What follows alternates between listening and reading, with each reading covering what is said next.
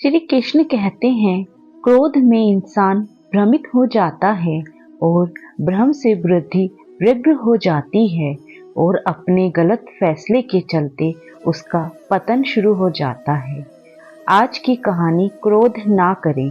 चलिए बढ़ते हैं आज की कहानी की ओर।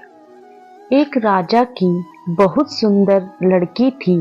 वह इतनी सुंदर थी, जो भी उसे देखता देखता ही रह जाता। पर उसे गुस्सा बहुत आता था। गुस्से में वह किसी से भी कुछ कह देती। घर के लोग सब उसकी इस गुस्से वाली आदत से बहुत परेशान थे। एक बार उसके पिता ने उसे सबक सिखाने का सोचा। उसके पिता ने उसे कुछ कील और हथौड़ा दिया और कहा, 1 महीने तक हम एक काम करेंगे जिससे तुम्हें बस 1 महीने तक गुस्सा कम करना है। उसके बाद तुम चाहो जितना गुस्सा कर सकती हो, और जब भी तुम्हें गुस्सा आए और तुम किसी से बुरा बर्ताव करो तो तुम एक कील दीवार पर लगा देना और कोशिश करना गुस्सा कम करने का। लड़की तैयार हो गई। जब भी उसे गुस्सा आता और वह किसी को कुछ बोल देती तो एक कील दीवार पर लगा देती।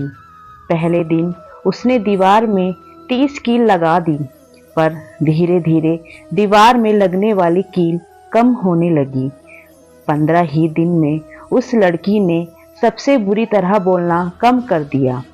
अब उसके पिता ने उससे कहा कि अगर तुम एक बार भी गुस्सा का कारण होने पर किसी से बुरी तरह ना बोलो तो अपने द्वारा लगाई हुई कील में से एक कील निकाल देना। लड़की ने वैसा ही किया।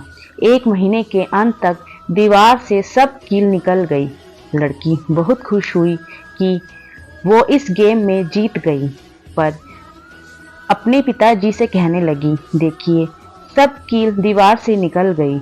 उसके पिता ने कहा, दीवार से कील तो निकल गई, पर क्या दीवार पहले जैसी सुंदर दिख रही है?